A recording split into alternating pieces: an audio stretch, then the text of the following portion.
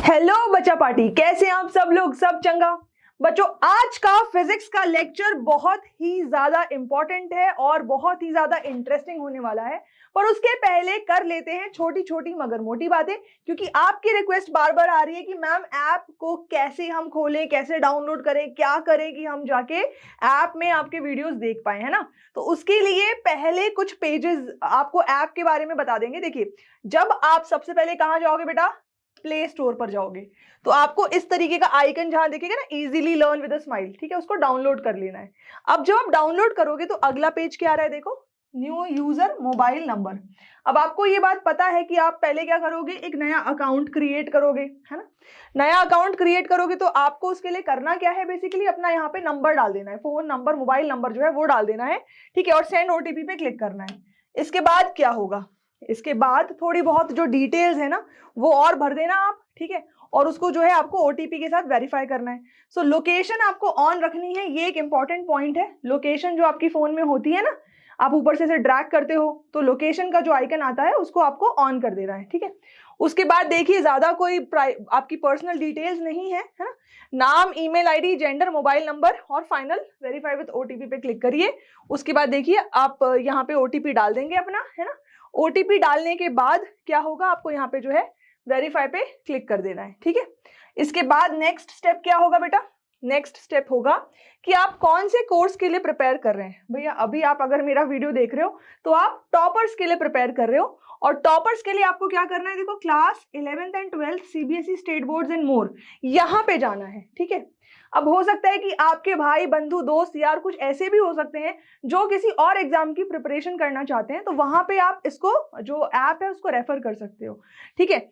Competitive exams के लिए IIT, JEE, NEET के लिए एक अलग सेक्शन है, वहां पे भी रजिस्टर किया जा सकता है, ठीक है। फिर ये तो टॉपर्स और प्रारंभ और जो हमारे शिखर और उदय बैचेस हैं 11th और 12th सीबीएसई बोर्ड्स की अगर बात करी जाए, और अगर मैं बात करूं साइंस में तो नीट भी पढ़ाया जा रहा है, तो उसके लिए यहाँ पे जाएंगे।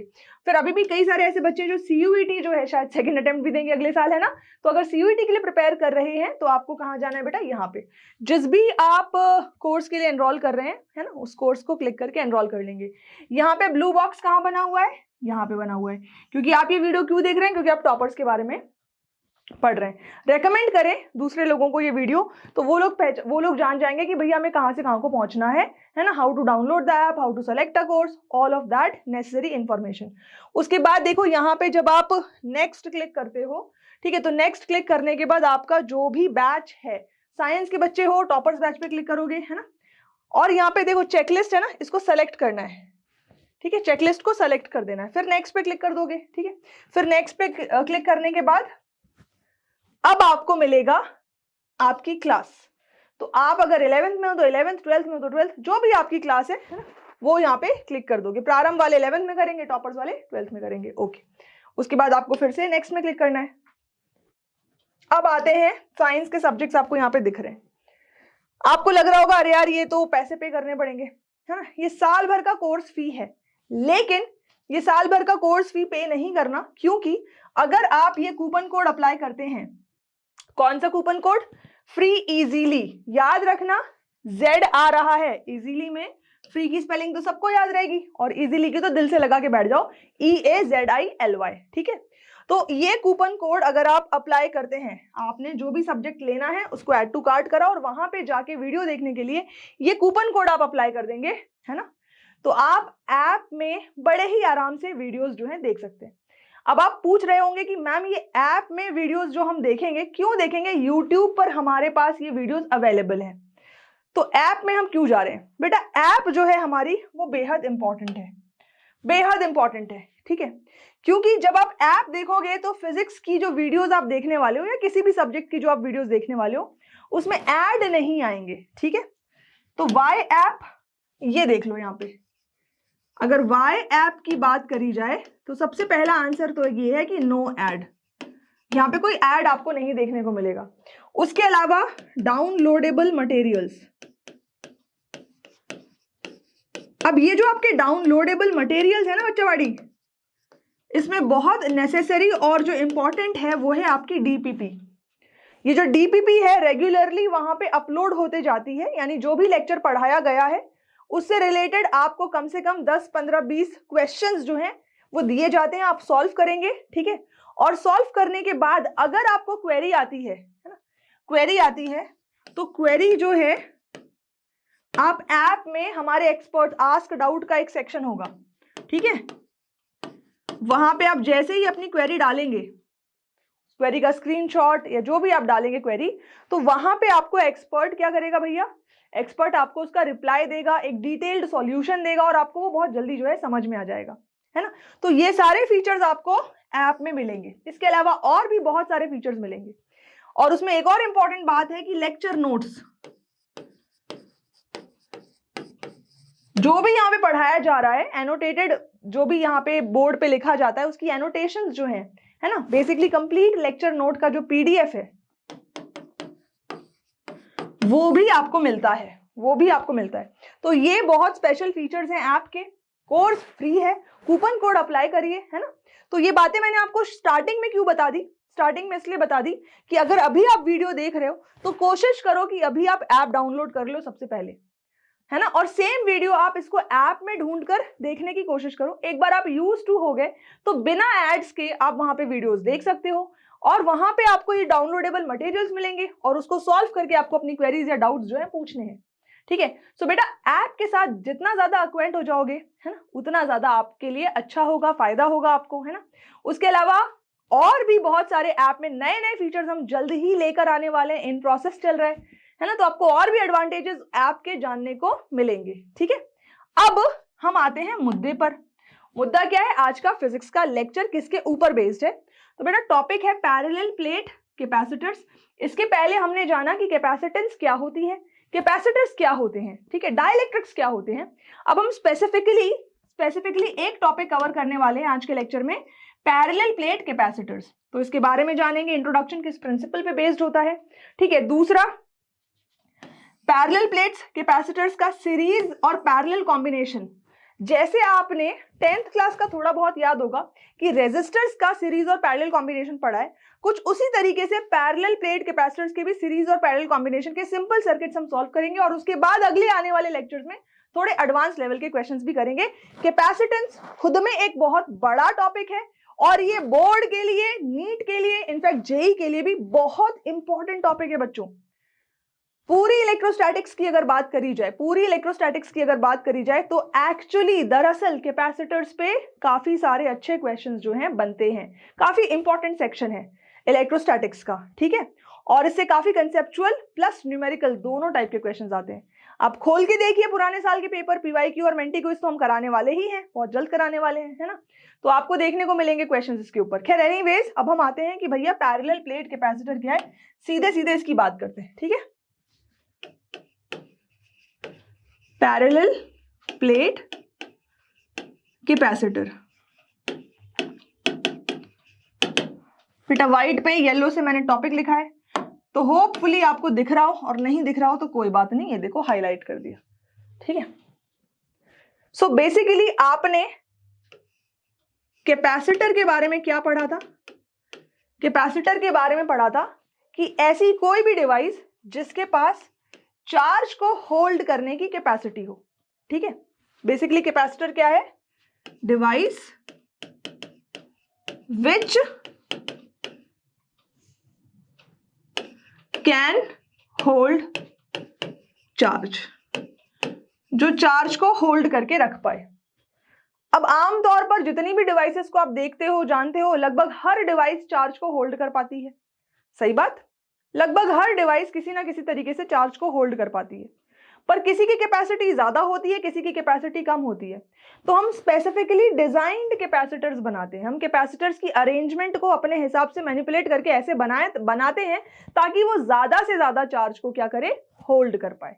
समझ आ रही है बात? ज्यादा से ज्यादा चार्ज को होल्ड कर पाए, ठीक है। अब टिपिकली इस बात को समझना, ये एक मेटल प्लेट है, ठीक है, ये एक मेटल की प्लेट है और इसके ठीक सामने यहां पर हमने ये दूसरी मेटल की प्लेट क्या कर दी, रख दी। ध्यान से देखना बच्चों, मान लो कि इस प्लेट के ऊपर यहां पे, ठीक है, यहां पे क्या दे सॉरी पॉजिटिव चार्जेस थे, यूनिफॉर्म पॉजिटिव चार्ज डिस्ट्रीब्यूशन है, इसकी सरफेस चार्ज डेंसिटी मैंने प्लस सिग्मा लिख दी, और ये एक इंसुलेटिंग स्टैंड के ऊपर खड़ा है, ठीक है। ये क्या है बेटा, ये है इंसुलेटिंग स्टैंड, ये इंसुलेटिंग स्टैंड है। तो आपको पता है कि अब क्या होगा, ये जो दूसरा कैपेसिटर प्लेट है, इसकी जो अंदर वाली साइड है, ठीक है, यहां पे नेगेटिव चार्ज इंड्यूस होगा। अगर इसके ऊपर नेट चार्ज प्लस क्यू है तो इसके अंदर वाली साइड पे क्या हो जाएगा, माइनस क्यू चार्ज इंड्यूस हो जाएगा, है ना। और ये जो बाहर वाली साइड है, जो बाहर वाली साइड है, इस प्लेट को थोड़ा आप ऐसे देखना, मैंने यहाँ पे आपको क्या बोला है, कैपेसिटर के पास ये आपको क्या दिख रहा है बेटा, दो मेटल प्लेट एक दूसरे के पैरेलल रखी हुई हैं, ठीक है। हालांकि ये थिन शीट के इक्विवेलेंट होती है, लेकिन इसको आप अभी एज अ प्लेट व्यू करोगे, ठीक है, okay. And then in total ये पैरेलल प्लेट कैपेसिटर बनता है। तो अब यहां पे नेगेटिव चार्ज कैसे, देखो ऐसे, यहां पे नेगेटिव चार्ज, और इसकी जो परली साइड है, दूसरी जो साइड है, यहां पे पॉजिटिव चार्ज इंड्यूस होगा, करेक्ट। इस तरफ नेगेटिव चार्ज और इस तरफ पॉजिटिव चार्ज इंड्यूस होगा, करेक्ट है ना।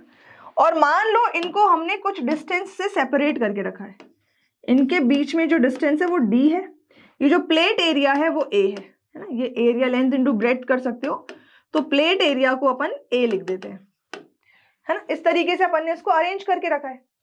अब क्या होगा, ध्यान से देखना, अगर मैं ये जो प्लेट जहां पे प्लस क्यू चार्ज इंड्यूस हो रखा है ना, इसको मैं अर्थ कर देती हूँ, ग्राउंडेड कर देती हूँ, ठीक है, ये मैंने इसकी क्या कर दी, अर्थिंग कर दी, ठीक है। अर्थिंग का कॉन्सेप्ट आपको पता है, ये वाली जो साइड दिख रही है आपको, कौन सी वाली साइड बेटा, बाहर वाली, ये साइड, ये मैंने अर्थिंग कर दी। यहां पे कौन सा चार्ज था, पॉजिटिव चार्ज था, यहां पे ये देखो पॉजिटिव चार्ज था। अब अर्थ से क्या होगा, क्या होगा बेटा, नेगेटिव चार्जेस फ्लो करेंगे किस तरफ, इस पॉजिटिव चार्ज की तरफ, और अल्टीमेटली आपको क्या मिलने वाला है, अल्टीमेटली आपको ऐसा अरेंजमेंट मिलेगा, ध्यान से देखना बेटा, ठीक है।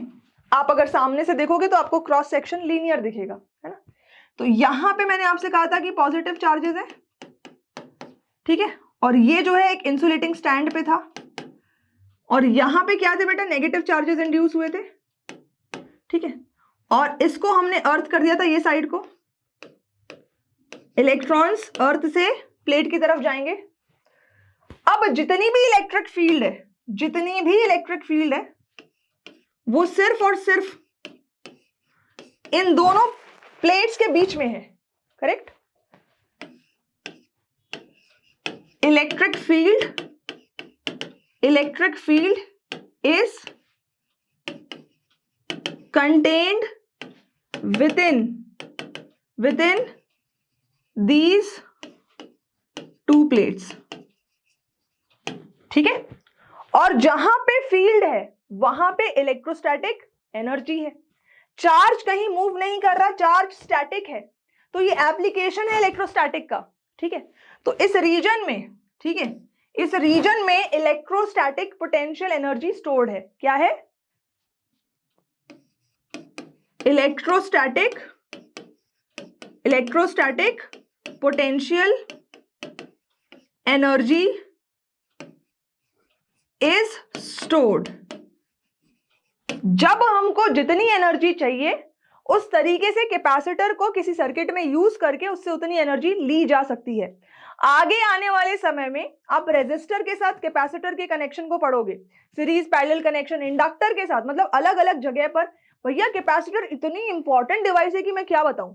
आप एसी का डीसी में कन्वर्जन पढ़ोगे, फिल्टर में कैपेसिटर यूज होगा, तो 36 जगह कैपेसिटर यूज होने वाला है ना। Just wait and watch, keep watching, ठीक है, ओके। तो यहाँ पे बेसिकली आपके पास दो मेटालिक प्लेट्स हैं, समझ आ रहा है idea of parallel plate capacitor. I hope by now आपको समझ में आ गया होगा idea of parallel plate capacitor. तो अपन ने क्या करा है, अपन ने दो पैरेलल मेटालिक प्लेट्स को लिया, ठीक है। दोनों ही जो मेटालिक प्लेट्स हैं उसमें चार्ज प्लेट के अंदर वाली साइड पे है। ठीक है, देखो ये इंपॉर्टेंट प्रिंसिपल है।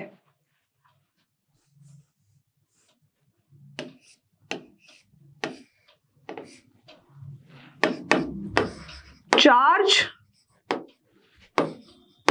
lies on the inner side of the parallel plates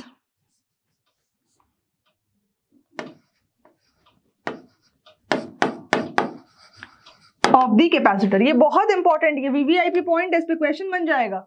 in a parallel plate capacitor in a parallel plate capacitor charge lies option A in the inner region of the plates, outer region of the plates, है ना, ऐसे करके बेटा सवाल बन जाएगा, both inner outer, है ना।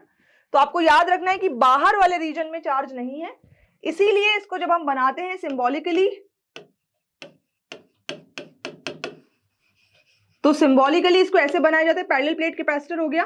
ठीक है, यहाँ पे जो प्लेट है इसकी अपन ने अर्थिंग कर दी, तो इसको ऐसे अर्थिंग के जैसा क्या है दिखाया जाता है। ठीक है, ये सिंबॉलिकली आपका पैरेलल प्लेट कैपेसिटर का एक अरेंजमेंट है। अब ये जो प्लेट है, ठीक है, ये वाली जो साइड है ये है फ्री, यहां से जो है आप इसको बैटरी के साथ लगा दो, कहीं लगा दो, तो जो करंट फ्लो करेगा वो इसके अंदर क्या है, चार्ज को इंड्यूस करता है। ठीक है, ओके। अब अगर आपको इतनी बात क्लियर हो गई तो फिर से पैरेलल प्लेट कैपेसिटर के बारे में हमने क्या जाना कि दो मेटल की प्लेट्स हैं, इनको हमने पैरेलल रख दिया, कुछ डिस्टेंस डी अपार्ट है, कुछ डिस्टेंस डी अपार्ट है ये। ठीक है, अब हमने क्या करा, एक प्लेट की आउटर साइड को अर्थ कर दिया और एक प्लेट जो है अपनी बेसिकली इंसुलेटेड है ना। एक प्लेट क्या है, इसकी आउटर साइड अर्थ है और एक प्लेट अपनी कैसी होती है, इंसुलेटेड होती है, सच दैट जो चार्ज है, स्टैटिक चार्ज, वो प्लेट के इनर साइड पे कंटेन्ड है, जिसकी वजह से क्या होता है, फील्ड कहाँ होती है, एक प्लेट से दूसरी तरफ, दूसरे की तरफ होती है, लेकिन अंदर होती है, दोनों के बीच में होती है ना। जहां पे ये फील्ड है वहां पे potential energy, electrostatic potential energy stored होगी। ठीक है, अब एक और बात समझना यहाँ पे, ठीक है, इसको दिमाग खोल के जरा समझने की कोशिश करना। ठीक है, ये एक प्लेट है, इसके ऊपर यहाँ पे पॉजिटिव चार्ज है। ठीक है, अब बात समझना, मैंने बोला आपसे कि भैया इस पॉइंट पे बताओ, पॉइंट ए पर पोटेंशियल क्या होगा। मान लो ये जो डिस्टेंस है ये d/2 है, ये डिस्टेंस कितना है बेटा, d/2 डिस्टेंस है। ठीक है, तो मैंने आपसे बोला d/2 डिस्टेंस पर इस पॉइंट ए पर कितना पोटेंशियल होगा, ये पॉजिटिव चार्ज की वजह से, है ना। तो पॉजिटिव चार्ज की वजह से आप पोटेंशियल लिख सकते हो, हालांकि ये लाइन चार्ज है तो यहाँ पे आप पॉइंट चार्ज का फॉर्मूला नहीं लिखोगे, है ना। तो मैं फॉर्मूला ना लिखकर मैं सिर्फ इतना कह रही हूँ कि जो v है इसकी कुछ तो वैल्यू है x, पॉजिटिव होगा पोटेंशियल, इतनी बात अपन की पक्की है, तो कुछ तो वैल्यू होगी x। अब समझना इस बात को कि मैंने d/2 डिस्टेंस पर, है ना, क्या करा मैंने, d/2 डिस्टेंस पर same line charge, negative line charge लाके रख दिया। बात आ रही समझ में, ए पॉइंट पर d/2 डिस्टेंस से पॉजिटिव चार्ज की वजह से यहाँ पे कुछ पोटेंशियल होना चाहिए। अब उतना ही अगर मैंने माइनस चार्ज ठीक इसके सामने रख दिया, ठीक है, ठीक इसके सामने रख दिया, तो क्या इस माइनस चार्ज की वजह से यहाँ पे कुछ नेगेटिव पोटेंशियल होना चाहिए। अगर कॉन्फ़िगरेशन को बड़े गौर से और ध्यान से देखा जाए तो बेटा आपको ये इमेजिन करने में टाइम नहीं लगेगा कि भैया ए पॉइंट पे अगर ये यहाँ पे प्लस क्यू चार्ज है और यहाँ पे माइनस क्यू चार्ज है, ठीक है, सरफेस चार्ज डेंसिटी सेम ले लो दोनों की, प्लेट एरिया दोनों का सेम ले लो, सब कुछ सेम ले लो, है ना। तो अगर ये यहाँ पे जो भी एक्स पोटेंशियल क्रिएट कर रहा है, ये नेगेटिव जो चार्ज प्लेट है भैया, ये यहाँ पे कितना पोटेंशियल क्रिएट करेगी, बोलो कितना पोटेंशियल क्रिएट करना चाहिए, -x। तो ए पॉइंट पे सिर्फ पॉजिटिव प्लेट की वजह से जो भी पोटेंशियल था, ए पॉइंट पे सिर्फ पॉजिटिव प्लेट की वजह से जो भी पोटेंशियल था, ठीक है, वो अब इस नेगेटिव प्लेट के आने की वजह से, नेगेटिव प्लेट के आने की वजह से क्या हुआ, कम हो गया। कम हो गया कि नहीं हो गया, हो गया कम। ठीक है, ओके। क्या ये बात इस पॉजिटिव चार्ज के अराउंड किसी भी पॉइंट के लिए ट्रू नहीं है क्या। अगर इस विसिनिटी में सिर्फ ये पॉजिटिव चार्ज होता, तो इसकी वजह से जो भी पोटेंशियल होता किसी भी पॉइंट पे, अब अगर वहां पे उतना ही नेगेटिव चार्ज आ जाता है तो नेगेटिव चार्ज की वजह से उस पॉइंट पे पोटेंशियल क्या हो जाना चाहिए, कम हो जाना चाहिए। इनफैक्ट ये बोलना भी गलत नहीं होगा कि पोटेंशियल ऑफ दिस प्लेट, इस प्लेट का पोटेंशियल क्या हो जाएगा, रेड्यूस हो जाएगा because of this negative charge. अब बात को समझना, ठीक है, बात को अपन को समझना है। हम क्या लिख रहे हैं, इस प्लेट का नाम अपन ने रख दिया A और इस प्लेट का नाम रख दिया क्या, B, है ना। तो अपन ने लिखा ड्यू टू B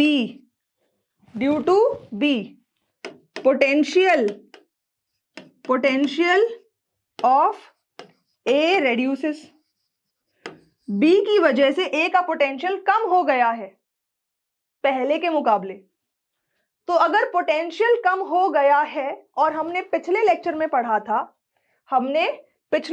पढ़ा था कि Q is proportional to V, potential जो है कम हो गया है, तो उसका चार्ज जो है हम उस पर और चार्ज दे सकते हैं, है ना, उस पर और चार्ज दिया जा सकता है, उसकी चार्ज को खाने की कैपेसिटी बढ़ गई है, Q बराबर C टाइम्स V, करेक्ट। अब देखो यहां पे C प्रोपोर्शनैलिटी कांस्टेंट होता है, C क्या होता है, प्रोपोर्शनैलिटी कांस्टेंट होता है। लेकिन अगर मैं बोलूं कि A के ऊपर जो प्लस Q चार्ज है इसको अपन ने फिक्स कर दिया, ये तो अपन नहीं बदल रहे ना। अगर मैंने इसके ऊपर चार्ज को फिक्स कर दिया, तो यहां से जब आप लिखते हो कि C बराबर Q अपॉन V, और आपने कहा कि A का पोटेंशियल कम हो गया है, for a given value of Q, A का पोटेंशियल कम हो गया है, तो कैपेसिटेंस पे क्या फर्क पड़ेगा बेटा, कैपेसिटेंस बढ़ जाएगी, ठीक है। मतलब कि A के ऊपर अब आप और चार्ज दे सकते हो। तो मैंने क्या बोला, देखो हर एक मेटल के पास, या आपके आमतौर पे जो भी चीजें आप देखते हो, सबके पास चार्ज को होल्ड करने की कैपेसिटी होती है। आपने खाली करा क्या, एक अरेंजमेंट बना दिया है। Parallel plate capacitor is an arrangement, जिसकी वजह से आपने इसमें और चार्ज दे सकते हो, कैपेसिटी बढ़ा दी, ठीक है। वंस अगेन, अब ये जितना भी हमने पढ़ा है, जो भी चीजें अपन ने पढ़ी है ना, समराइज करें, ठीक है। Parallel plate capacitor summary. सबसे पहले तो अगर बात करें, ठीक है, किसकी, रिप्रेजेंटेशन की,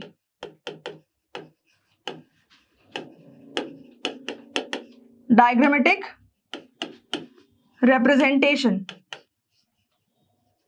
तो बेटा इसको जब आप बनाते हो तो असल में ये दो मेटल की प्लेट्स हैं, स्क्वायर हो सकती है, सर्कुलर हो सकती है, कैसी भी हो सकती है, ठीक है। बट जब आप सामने से देखते हो, आपका जो फ्रंट व्यू आप देखोगे तो ऐसी दिखेगी ये, है ना, ऐसी दिखेगी, चाहे वो सर्कुलर हो, जैसी भी हो, दो मेटल प्लेट्स पैरेलल रखी हुई हैं, है ना, ऐसी दिखेगी।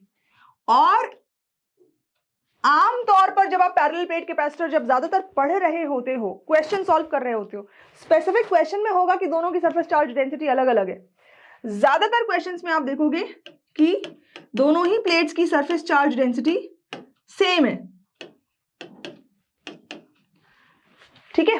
बाकी आपको पता है कि ये प्लेट कैसी होती है, इंसुलेटेड, ठीक है, या इंसुलेटिंग स्टैंड पे है ना। और ये प्लेट कैसी है, इसका जो आउटर पार्ट है ये अर्थ है। पर आमतौर पे जब आप इसको यूज करोगे तो ऐसा नहीं बनाओगे, सर्किट में आप इसको ऐसा नहीं बनाओगे। अभी वो क्वेश्चंस करने वाले हैं सीरीज एंड पैरेलल कॉम्बिनेशन पे। मुद्दे की बात ये है कि if surface charge density of each plate remains same, ठीक है।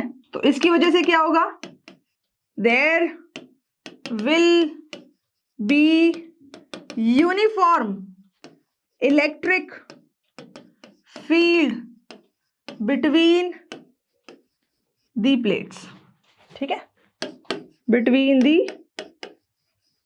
प्लेट्स यूनिफॉर्म फील्ड होगी, ठीक है। दूसरा, electrostatic potential sorry energy is stored between the plates. ये आम बातें होंगी, ठीक है। So basically parallel plate capacitor is an arrangement of two parallel metal plates carrying charges on the inner side, carrying charges on the inner side, ठीक है। बाकी इसकी क्या प्रॉपर्टी है क्या प्रॉपर्टी, क्या ये अपन ने जान लिया। अब इसके ऊपर स्पेसिफिकली कई बार एक क्वेश्चन आता है कि भैया इसके प्रिंसिपल को डिफाइन करो। प्रिंसिपल क्या है? तो प्रिंसिपल जो है ये टाइनी लिटिल होमवर्क है आपका। क्या है बेटा? Tiny little homework. अगर वीडियो देख रहे हो तो कमेंट करके इसके प्रिंसिपल को स्टेटमेंट के फॉर्म में अभी के अभी कमेंट में डालो, अभी के अभी कमेंट ड्रॉप करो। मैंने अभी आपको गला फाड़ फाड़ के चीख चीख कर क्या समझाया कि प्रिंसिपल में ये सारी लाइनें आती हैं। इसके प्रिंसिपल में ये लिखोगे कि the outer side of this plate is earthed, क्योंकि जब इसके आउटर साइड को जब आप अर्थिंग कर रहे हो तो यहां से क्या है, इनर जो प्लेट के इनर साइड है वहां पे फील्ड कंटेंट होती है। अर्थिंग ना भी लिखो, it has to be created in such a way that the charges are on the inner side of the plates, ठीक है। Secondly, if a negatively charged plate, इसको भी लिख लेना, if a negatively charged plate is brought near a positively charged plate, the potential of the positively charged plate will be reduced। इस negative charge के present होने की वजह से पॉजिटिव चार्ज प्लेट का पोटेंशियल रेड्यूस हो गया, तो क्या हुआ, तो इसकी वजह से आप इसके ऊपर और चार्ज को भर सकते हो, डाल सकते हो। इसकी चार्ज को पकड़ने की, होल्ड करने की, लेने की कैपेसिटी बढ़ गई है, और इस अरेंजमेंट को हम पैरेलल प्लेट कैपेसिटर कहते हैं। लिख लो बेटा, जल्दी से नोट कर लो फटाफट, ठीक है, स्क्रीनशॉट ले लो। मैंने आपको हर बार बोला है कि जब भी मैं पढ़ाऊं, जब भी मैं आपको पढ़ाऊं तो आपको आपकी जो नोटबुक है ना, नोटबुक खोलकर, पेन खोलकर बैठना है, और दिमाग तो ऑफ कोर्स खोलकर ही बैठना है, और कमेंट कर करके आपके आंसर्स बताने हैं, है ना। फास्ट फॉरवर्ड पे देखना है वीडियो को तो फास्ट फॉरवर्ड पे देख लो, जितने पे देखना है, जो स्पीड पे देखना है, लेकिन ये प्रोसेस आपको फॉलो करनी है कि डेली डेट वाइज नोट्स बनाने हैं, जैसे बचपन में करते थे, ठीक है। अब ऑफ कोर्स ये तो नहीं होगा कि रेड पेन से कोई चेक करेगा, 10 में से 10 देगा, स्टार देगा, एक्सीलेंट देगा, लेकिन अपनी ऑनेस्टी और ईमानदारी के साथ नोट्स जरूर बनाना, क्योंकि ये आपके फायदे की बात है, ठीक है। ओके, अब अपन बात करेंगे, तो पैरेलल प्लेट कैपेसिटर आपको समझ में आ गया है ना। अब अपन बात करेंगे जो पैरेलल प्लेट कैपेसिटर होता है, ठीक है, इसके अंदर फील्ड एग्जैक्टली कितनी होती है, ठीक है। तो ध्यान देना बेटा, ये हो गया अपना पैरेलल प्लेट कैपेसिटर। ये जो टर्मिनल्स हैं एक्चुअली ये किसी पोटेंशियल डिवाइस से कनेक्ट कर दिए जाते हैं। अब यहां पे पॉजिटिव चार्जेस हो गई है, ठीक है। ये जो प्लेट एरिया है, प्लेट एरिया, इसको ए ले लेते हैं। आपको पता है कि एक स्क्वायर सर्किल कैसी भी है, प्लेट है, मेटल की प्लेट है, ठीक है। तो उसका जो एरिया है वो ए, इनके बीच का जो डिस्टेंस है वो अपन ने डी ले लिया, ठीक है। यहां पे फील्ड एग्जिस्ट करेगी इस तरीके से, यूनिफॉर्म फील्ड। तो इस फील्ड को अपन ई नॉट लिख देते हैं। यहां पे नॉट रिप्रेजेंट करता है कि अगर प्लेट्स के बीच में एयर या वैक्यूम है तो, ठीक है। तो इसको अपन कह देंगे air code, air code parallel plate capacitor, ठीक है। ओके, अब बेटा यहां पे देखना 3 रीजन बन रहे हैं, एक रीजन, 2 रीजन और 3 रीजन। मैंने आपको पहले ही बता दिया कि फील्ड यहां पे कंटेंट होगी, यहां क्यों नहीं होगी वो आप वैसे भी फाइंड आउट कर सकते हो।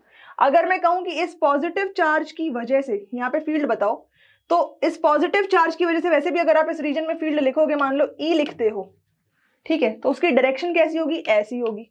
और इस नेगेटिव चार्ज की वजह से फील्ड को फिर से ई लिखोगे, भैया यूनिफॉर्म चार्ज डेंसिटी है, तो यहाँ पे जो होगी फील्ड वो नेगेटिव चार्ज की वजह से ऐसी होगी, तो वैसे भी यहाँ पे E इक्वल्स टू 0 आएगा, जो भी आपका ई नेट है ना, और यहाँ पे ई नेट क्या हो जाएगा, 0 हो जाएगा। ये तब की बात है जब मैंने ना अर्थिंग करी ना कुछ करा, है ना। ओके, तो इन एनी केस आपको पता होना चाहिए कि फर्स्ट और थर्ड रीजन में ई नेट 0 ही आएगा। अब अगर सेकेंड रीजन की बात करी जाए, कोई भी पॉइंट ले लो, फील्ड यूनिफॉर्म होगी, है ना, यूनिफॉर्म चार्ज डिस्ट्रीब्यूशन है, तो यहाँ पे पॉजिटिव चार्ज की वजह से जो फील्ड है वो अवे ऐसी बनेगी, ठीक है, और नेगेटिव चार्ज की वजह से भी फील्ड उसी की तरफ बनेगी। तो E और E मिलकर क्या बन गए, 2E बन गए, है ना। तो E नेट क्या बन रहा है, ध्यान देना, मैं इसको अगर A नाम दे दूं और इसको मैं B नाम दे दूं, ठीक है, इस पॉइंट को मैंने P ले लिया, तो एट P मतलब anywhere with in the two plates, कहीं भी इन प्लेट्स के बीच में कोई भी पॉइंट एट P, ठीक है। तो EA को अपन कैसे लिख सकते हैं, ठीक है, EA को एट P हमने लिख दिया E सपोज, और हमने पहले पढ़ा हुआ है कि एक सिंगल जो यूनिफॉर्मली चार्ज्ड शीट होती है उसकी वजह से हम सिग्मा बाय 2 एप्सिलॉन नॉट ये फील्ड को लिखा जाता है, करेक्ट है, सिग्मा बाय 2 एप्सिलॉन नॉट ये फील्ड को लिखा जाता है, E equals to E equals to इतना लिखा जा सकता है। Similarly EB is equals to E is equals to sigma by 2 epsilon nought लिखा जा सकता है, करेक्ट। यहाँ पे डायरेक्शन मैंने आपको फिगर में शो कर दी है कि EA की डायरेक्शन ये होगी और EB की डायरेक्शन ये होगी, दोनों सेम डायरेक्शन में है। तो अगर मैं E नेट बोलूं एट P, ठीक है, वो कितना हो जाएगा बेटा, E net at P 2 times sigma by 2 epsilon not, या ये कह लो कि सिग्मा बाय एप्सिलॉन नॉट, ये नेट फील्ड निकल रही है P पॉइंट पर। अच्छा, सिग्मा आपको पता है क्या होता है बेटा, Q अपॉन A होता है, सिग्मा की जगह पे क्या लिख सकते हो, Q अपॉन A, तो Q upon A epsilon not, correct है बेटा। तो ये आपने EP लिख दिया, करेक्ट, ओके। अब इसके बाद अपन बात करते हैं कैपेसिटेंस की इन जनरल। कैपेसिटेंस को कैसे लिखा जा सकता है, तो कैपेसिटेंस जो होता है, ये ट्राइंगल याद रखना, आपको ट्राइंगल बताया था ना, यहाँ पे Q, यहाँ पे C, यहाँ पे V, तो C is equals to Q upon V लिखोगे, Q अपॉन V लिखोगे। इन दोनों प्लेट्स के बीच का जो डिस्टेंस है वो D है, तो जो पोटेंशियल डिफरेंस होगा, पोटेंशियल डिफरेंस को कैसे लिख सकते हो, E into D, potential difference between the plates को कैसे लिख सकते हो, E इंटू D। आपको पता है कि field is negative potential gradient, correct, okay. E बोले तो इनके बीच की फील्ड जो कि अपन ने EP लिखी है, तो EP इंटू D हो गया, है ना। और अगर बात करी जाए Q की, तो Q को आप कैसे लिख सकते हो, Q को जैसे यहाँ पे हमने सिग्मा को Q अपॉन A लिखा, सिमिलरली इसको सिग्मा इंटू A लिख सकते हो। ये पर्टिकुलरली हमने इक्वेशन लिखी थी फील्ड की, कि प्लेट्स के बीच में जो फील्ड है, अगर आपको कभी क्वेश्चन में सिर्फ और सिर्फ प्लेट्स के बीच की फील्ड निकालने को आए, तो आप यहाँ पे field between the two plates या in between the capacitor plates, ये आप इस तरीके से लिख सकते हो। अब बात किसकी हो रही है बेटा, अब बात हो रही है कैपेसिटेंस निकालने की, है ना।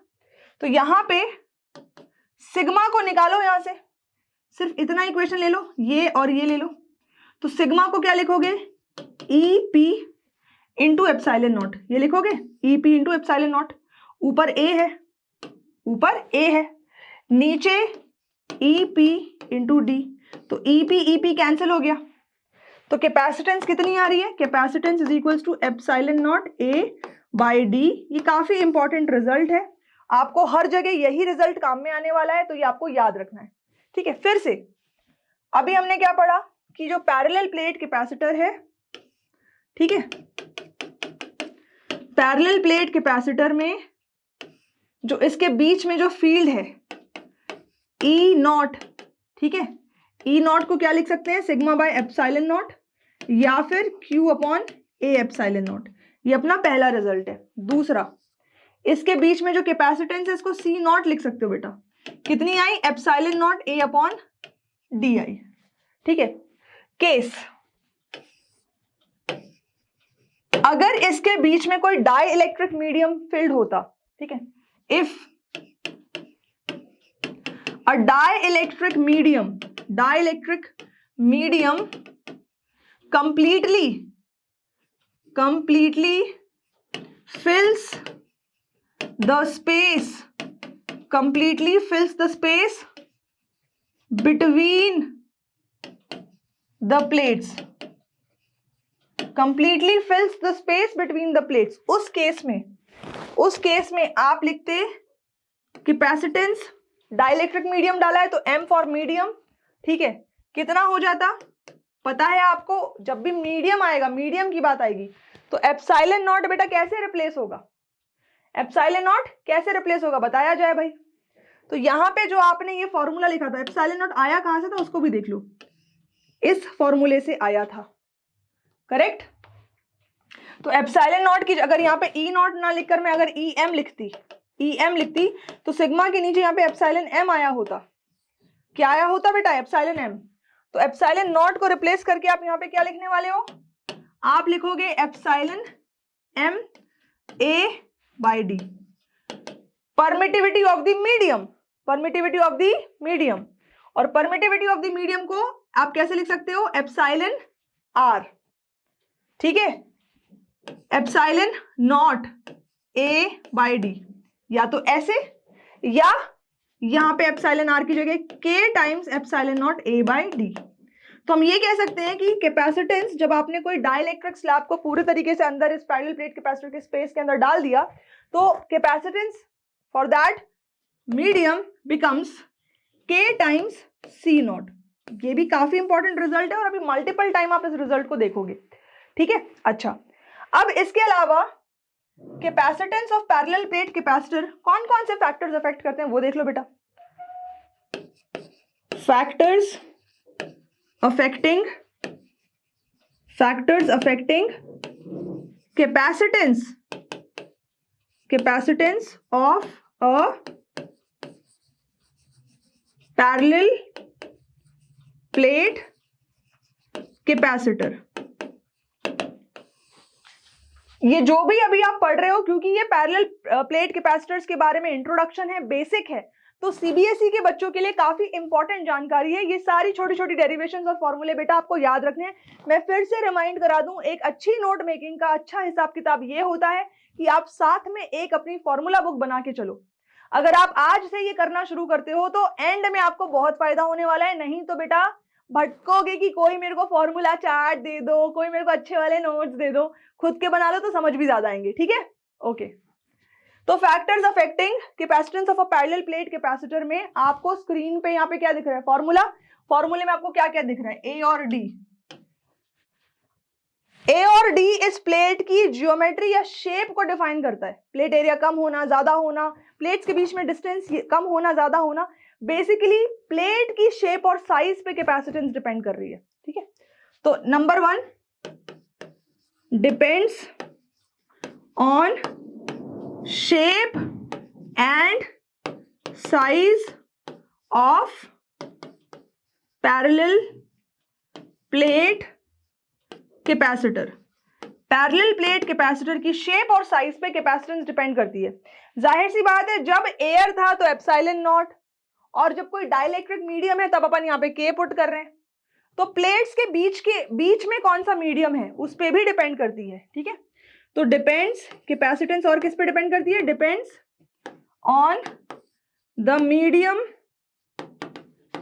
बिटवीन द प्लेट्स, ठीक है। तो ये काफी इंपॉर्टेंट क्वेश्चंस है, खासतौर पे सीबीएसई के लिए, कौन से फैक्टर्स हैं जिन पे capacitance of parallel plate capacitor depend करती है, ठीक है बच्चा वाड़ी। अच्छा, अब यहाँ पे मैं आपको एक टाइनी लिटिल होमवर्क देना चाहती हूँ, दे दूं क्या, कर लोगे क्या? टाइनी लिटिल होमवर्क ये है कि ये जो फॉर्मूला, ये है आपका होमवर्क कॉर्नर, ठीक है, होमवर्क कॉर्नर। ये जो फॉर्मूला है C is equals to epsilon not A upon D. आपको करना क्या है कि यहाँ पे 1 फैरेड बनाना है। क्या बनाना है बेटा, 1 फैरेड बनाना है। तो यहां ऐसा क्या किया जाए, इसको 1 फैरेड बनाने के लिए आपका जो प्लेट है उसका एरिया कितना होगा वो आपको निकालना है, ठीक है। चलो एक काम करते हैं, प्लेट्स के बीच का जो डिस्टेंस है उसको 1 मीटर रख देते हैं, ठीक है। तो आपको काम क्या करना है कि इसको मैंने बोला ये 1 फैरेड है, ठीक है। एप्सिलॉन नॉट की जो वैल्यू है सो है distance between the plates 1 metre कर दिया, तो प्लेट एरिया जो है ये कैलकुलेट करना है। और कैलकुलेट करके कमेंट बॉक्स में कमेंट करके बताना मैम इतने मीटर स्क्वायर की प्लेट आ रही है। जब आप मुझे आपका कमेंट अगर दिख गया ना, कि जिस भी बच्चे का मुझे कमेंट दिख गया कि इतने मीटर स्क्वायर की प्लेट आ रही है, उस बच्चे का नाम लेके मैं क्लास में इस कॉन्सेप्ट को थोड़ा और समझाऊंगी। इस कॉन्सेप्ट के पीछे थोड़ा सा और कुछ है जो मुझे समझाना है आपको, लेकिन वो मैं तब समझाऊंगी जब मुझे आपका आंसर यहां पे मिल जाएगा। ठीक है बच्चे पार्टी? तो पैरेलल प्लेट कैपेसिटर कैसे बनता है, प्रिंसिपल क्या है, उन दोनों प्लेट्स के बीच में फील्ड कितनी होती है और कैपेसिटेंस कितनी होती है, बेसिक बातें जो है अपन ने जान ली। अब अपन क्या करेंगे, पैरेलल प्लेट कैपेसिटर्स को अलग अलग अरेंजमेंट में रखेंगे और अलग अलग अरेंजमेंट में रखने के बाद देखते हैं कि नेट कैपेसिटेंस क्या आती है। ठीक है, तो we will be finding out net capacitance. ठीक है, तो पहला टॉपिक है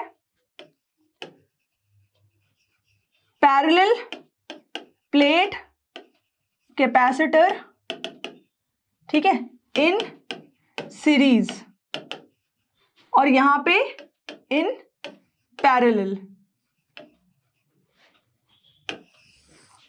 दोनों को साथ में लेकर चल रहे हैं। यहां पे पैरेलल प्लेट कैपेसिटर सीरीज में और यहां पे पैरेलल में। अभी सिंपलिसिटी के लिए दो कैपेसिटर ले लेते हैं, दो ले लिए। ये देखो, इनको अपन ने सीरीज में कनेक्ट कर दिया। ठीक है, अब इसकी जो कैपेसिटेंस है इसको अपन C1 मान लेते हैं और इसकी कैपेसिटेंस को C2 मान लेते हैं। हो सकता है दोनों का प्लेट एरिया सेम ना हो, दोनों प्लेट्स के बीच का डिस्टेंस सेम ना हो, जो भी है, इसकी कैपेसिटेंस C1 है, इसकी कैपेसिटेंस C2 है। सिमिलरली यहां पे सिंपलिसिटी के लिए दो प्लेट्स लेकर चलते हैं। ठीक है, यहां पे कैपेसिटेंस C1 है, यहां पे कैपेसिटेंस क्या है, C2। अब अगर आपको रेजिस्टर नेटवर्क का थोड़ा बहुत कॉन्सेप्ट याद है तो वो यहां पे आपको यूज करना है। सीरीज में अपन को पता है कि जब रेजिस्टर्स कंबाइंड होते थे R1 और R2, तो करंट जो है थ्रू ईच रेजिस्टर सेम होती थी। Current through each resistor same होती थी। मान लो इसको मैंने किसी भी एक वोल्टेज सोर्स से कनेक्ट किया होता, ठीक है, तो जाहिर सी बात है कि यहां से जितने चार्ज जा रहे हैं उतने ही चार्ज सोर्स कलेक्ट भी करेगा। कहने की बात यह है कि अगर मैंने कहा कि भैया यहाँ पे प्लस क्यू चार्ज इधर पे डेवलप हो रहा है, ठीक है, तो इधर पे कितना डेवलप होगा बोलो? हाँ सही बोला, माइनस क्यू। इधर पे कितना होगा? Plus Q. इधर पे कितना होगा? Minus Q. और ना समझ में आ जाए तो बेटा इसमें भी आई करंट होगा, इसमें भी आई करंट होगा। ठीक है, मतलब इसके थ्रू यहां तक जो पहुंच रहा है वो आई करंट है। हालांकि कैपेसिटर के बीच में करंट नहीं जाती, एक अलग ही करंट होती है जो आप बाद में पढ़ोगे, डिस्प्लेसमेंट करंट। ठीक है, खैर एनीवेज, तो मुद्दे की बात यह है कि यहाँ पे देखो चार्ज का जो डिस्ट्रीब्यूशन है वो सेम होगा। अच्छा, सीरीज में अपन को पता है कि भैया पोटेंशियल अलग अलग खाते हैं, ये पोटेंशियल जो है अलग अलग खाते हैं अपनी कैपेसिटेंस के हिसाब से। यहाँ पे पोटेंशियल अलग अलग खाएंगे। ठीक है, V1 V2, इसके अक्रॉस जो पोटेंशियल डिफरेंस डेवलप हो रहा है V1 है और इसके अक्रॉस जो पोटेंशियल डिफरेंस डेवलप हो रहा है वो V2 है। इसमें आपका ये ट्राइंगल भी काम में आएगा, तो इस ट्राइंगल को आपको याद में रखना है, QCV। ठीक है, यहां पे अपन लिख सकते हैं V बराबर V1 प्लस V2 लिखा जा सकता है। ठीक है, जाहिर सी बात है, energy can neither be created nor it can be destroyed, है ना। V मतलब जो भी नेट पोटेंशियल है, तो जो भी नेट चार्ज है Q डिवाइडेड बाय, देख लो बेटा, net potential V Q divided by C, तो C यहाँ पे नेट CS लिख देते हैं सीरीज के लिए। ठीक है, इज इक्वल्स टू V1, भैया चार्ज सेम है, इसने चार्ज Q ही दिया था, ठीक है, पर यूनिट टाइम, तो पर सेकेंड के हिसाब से चार्ज सेम रहेगा थ्रू आउट द सर्किट। तो ये क्या हो जाएगा? Q1 अपॉन C1, ये क्या हो जाएगा? Q2 अपॉन C2, लेकिन Q1 और Q2 किसके बराबर है? Q के बराबर है, तो आप इसको Q अपॉन C1 लिखो और क्या लिखो? Q अपॉन C2 लिखो। फिर Q कॉमन लेके कैंसिल हो जाएगा, तो क्या मिल रहा है? 1 अपॉन CS बराबर 1 upon C1 plus 1 upon C2, ये मिल रहा है। रेजिस्टर्स में सीरीज में अलग होता था, RS is equals to R1 plus R2 मिलता था। अब अगर मैं इसको जनरल केस बना दूं, ठीक है, फॉर n कैपेसिटर्स, अपन क्या लिख सकते हैं? 1 upon CS is equals to 1 upon C1 plus 1 upon C2, कब तक? जब तक आपको nth कैपेसिटर ना मिल जाए। एक और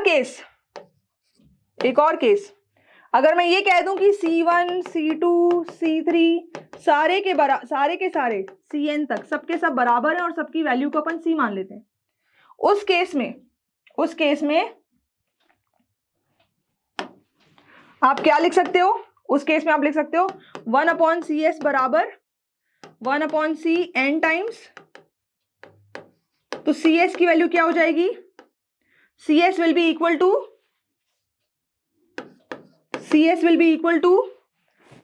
1 upon CS is equals to N upon C. So CS will be equals to C by N. जो रेजिस्टर इन सीरीज कॉम्बिनेशन में आपका होता था ना, वो आपका पैरेलल में आएगा, और जो रेजिस्टर इन पैरेलल कॉम्बिनेशन में इक्वेशंस आप देखते थे वो आपका यहाँ पे सीरीज में आएगा. ठीक है, अब कैपेसिटर्स इन पैरेलल को देख लेते हैं, है ना. तो यहाँ पे अपन को एक बात पता होती थी कि अगर मैंने V पोटेंशियल डिफरेंस अप्लाई करा है तो यहाँ पे भी V पोटेंशियल डिफरेंस अप्लाई होगा और यहाँ पे भी V पोटेंशियल डिफरेंस, दोनों प्लेट्स के अक्रॉस पोटेंशियल डिफरेंस सेम होगा, क्योंकि देखो यहाँ पे इनके जो एंड पॉइंट्स हैं, है ना, दोनों ही डिवाइसेस के सेम हैं. ठीक है, ओके. यहाँ पे मान लो चार्ज जो डेवलप हो रहा है वो Q1 है और यहाँ पे क्या है, Q2. जब मैं Q1 और Q2 लिख रही हूँ तो आपके दिमाग में तुरंत क्या क्लिक होना चाहिए, आपके दिमाग में ये क्लिक होना चाहिए कि यहाँ पे इधर अंदर साइड पे ये प्लस Q1 होगा, ठीक है, और ये अंदर साइड पे माइनस Q1 होगा. ठीक है, ऐसे ही यहाँ अंदर साइड पे प्लस Q2 और यहाँ अंदर साइड पे माइनस Q2, ये बेसिक है. ओके, अब बेटा इस केस में मान लो जो भी नेट चार्ज है ना, वो कितना है बेटा, Q है. ठीक है, तो अपन क्या लिख सकते हैं, Q बराबर Q1 प्लस Q2. तो Q को क्या लिख सकते हैं, Q नेट है, तो C नेट को अपन पैरेलल कॉम्बिनेशन के लिए CP लिख देते हैं. ठीक है, CP टाइम्स V. Q1 को क्या लिख सकते हैं, C1 टाइम्स V, और Q2 को क्या लिख सकते हैं, C2 टाइम्स V. कैपेसिटेंस अलग अलग है, पोटेंशियल डिफरेंस सबके अक्रॉस सेम है, तो यहाँ पे V कैंसिल हो जाएगा कॉमन होके. तो फॉर N कैपेसिटर्स की अगर बात करी जाए, फॉर N कैपेसिटर्स की अगर बात करी जाए तो CP किसके बराबर होगा, C1 प्लस C2 कब तक, Cn तक. ठीक है, अगर C1 C2 ये सारे Cn तक बराबर है, मान लो इनकी वैल्यू जो सबकी कैपेसिटेंस की वैल्यू है C, सबका प्लेट एरिया वगैरह सब कुछ सेम है, सारे कैपेसिटेंसेस बराबर है, उस केस में आपका जो CP मिलेगा कितना हो जाएगा, N टाइम्स C. तो पैरेलल में नेट कैपेसिटेंस बढ़ जा रही है एज कंपेयर टू इंडिविजुअल कैपेसिटेंसेस. मतलब 2 माइक्रोफैरेड के कैपेसिटेंस अगर आपने पैरेलल में लगाए हैं तो जो भी आपका इक्विवेलेंट कैपेसिटेंस होगा वो जाहिर सी बात है 2 से तो बड़ा ही होगा. और सीरीज में अगर बात करी जाए तो जो नेट कैपेसिटेंस है वो घट जा रही है. मतलब 2 माइक्रोफैरेड की अगर आपने कैपेसिटेंस सीरीज में लगाए हैं तो जो आपकी इक्विवेलेंट कैपेसिटेंस है वो उससे कम हो जाएगी. तो अगर आपको ऐसा कुछ करना है कि कैपेसिटेंस घटानी है तो उनको सीरीज में कनेक्ट कर दो और बढ़ानी है तो पैरेलल में कनेक्ट कर दो. ये बेसिक डिफरेंस आपको यहाँ पे फिर से, मतलब ये आपने पहले थोड़ी बहुत प्रैक्टिस करी है रेजिस्टर्स जब आपने पढ़ा होगा क्लास 10th में, तो आपको ऐसा नहीं है कि बिल्कुल भी जीरो होगी नॉलेज, है ना, थोड़ा कुछ रिफ्रेश हो गया होगा, फिर भी एक बार लिखकर इसकी प्रैक्टिस जरूर कर लीजिएगा.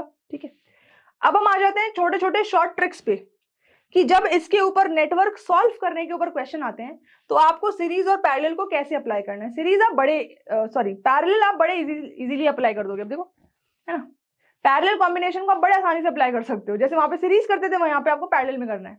बात करते हैं सीरीज कॉम्बिनेशन की. बेटा देखो, सबसे पहले तो अगर आपके पास, ठीक है, केसेस, अगर आपके पास 2 कैपेसिटर कुछ ऐसे हो सीरीज में, ठीक है, कैसे हो बेटा, ये है मान लो कि 2 माइक्रोफैरेड का है, ठीक है, और ये क्या है 3 माइक्रोफैरेड का है. क्या ये एक दूसरे की टेबल में आते हैं, नहीं आते. इसको मैंने A लिख दिया, इसको B लिख दिया. इस केस में CS कितना होगा, AB upon A plus B, simple.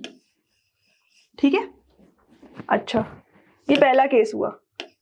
दूसरा केस, 2 कैपेसिटर सीरीज में है, ठीक है, ये मान लो कि 12 माइक्रोफैरेड का है, ठीक है, और ये 72 माइक्रोफैरेड का है.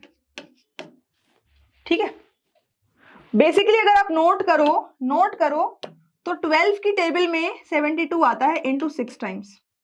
इसको सिंपली अगर बनाया जाए तो ऐसे सोचो कि आपका एक कैपेसिटेंस C है और C में कुछ मल्टीप्लाई करके आपका दूसरा N टाइम्स C आता है. जैसे कि अगर मैंने 12 को C मान लिया तो 72 क्या हो गया, 6 टाइम्स 12, करेक्ट. अगर ऐसा केस आ रहा है तो उस केस में जो बड़ा वाला, ठीक है, 72 बड़ा वाला है, उसको ऊपर रखो,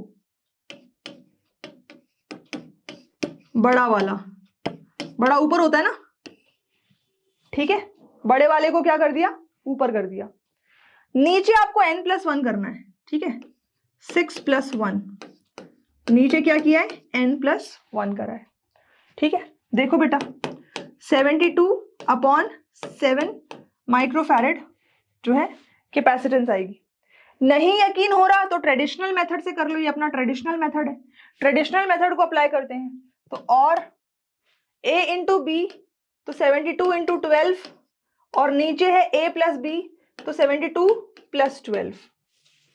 ठीक है, ओके। अब यहां पे अपन एक काम कर लें, 72 × 12 और नीचे 72 + 12 में आप 12 को कॉमन ले लो तो क्या बचेगा, 6 + 1। तो देखो 12 से 12 कैंसिल होगा, यही फिगर तो मिल रहा है 72/6 + 1।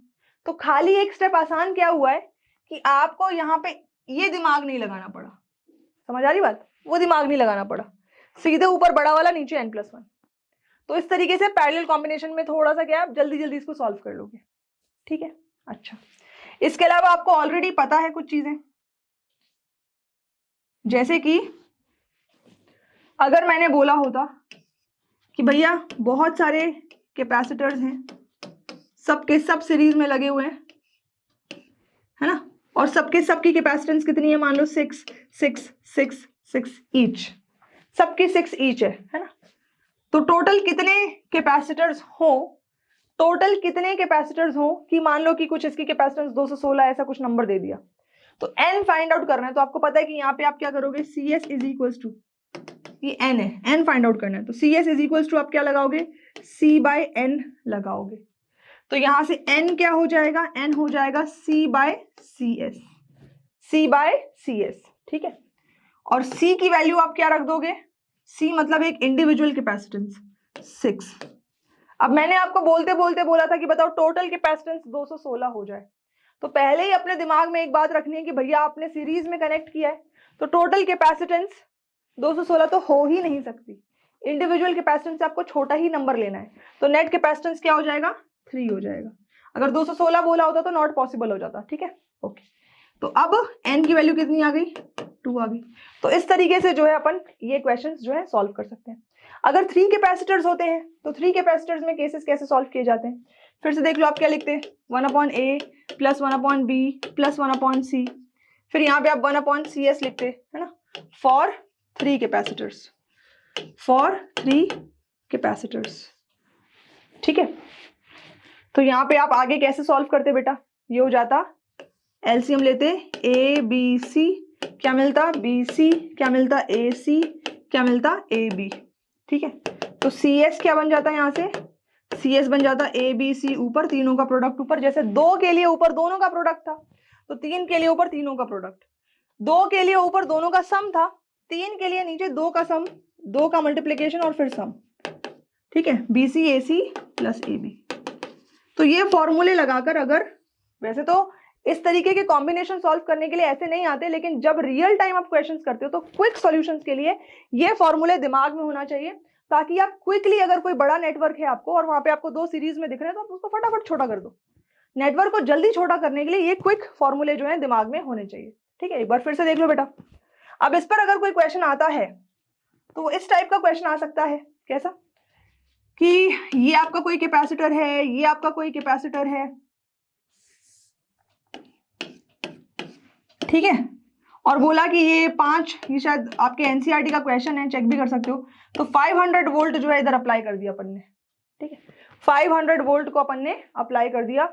मान लो कि इसकी कैपेसिटेंस कितनी है, C, इसकी कैपेसिटेंस कितनी है, दोनों की C है, अलग अलग भी हो सकती थी, कोई बड़ी बात नहीं है। और बोला गया कि C की वैल्यू कुछ मान लो 12 माइक्रोफैरेड है, ऐसा कुछ दिया हुआ है। तो इसके ऊपर जो चार्ज होगा Q1 कितना होगा, इसके ऊपर जो चार्ज होगा Q2 कितना होगा।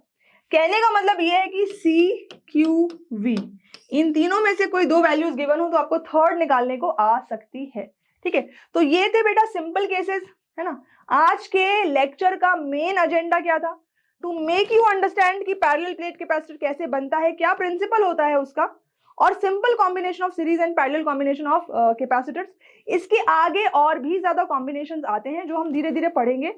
यहाँ पे इक्विपोटेंशियल मेथड आएगा और कैपेसिटर्स के भैया बहुत बहुत ब्रांचिंग होने वाली है। ये टॉपिक थोड़ा लंबा चलेगा, लेकिन इसका हर एक छोटा टॉपिक हर एक एग्जाम के लिए इंपॉर्टेंट है। और ये जो आज पढ़ाई तो बोर्ड के लिए काफी इंपॉर्टेंट है, ठीक है। So thank you so much बच्चा पार्टी फॉर ज्वाइनिंग टुडे। याद रखना आज के लेक्चर में 2 टाइनी लिटिल होमवर्क दिए हैं। वीडियो देखते देखते आपको टाइनी लिटिल होमवर्क का आंसर कमेंट में कमेंट करना है। जैसे ही कमेंट करोगे अगले लेक्चर में आपका नाम लेना पक्का, ठीक है। एंड उसी बच्चे को मैं वो मेन कॉन्सेप्ट पढ़ाऊंगी। थैंक यू सो मच बच्चा, बाय बाय।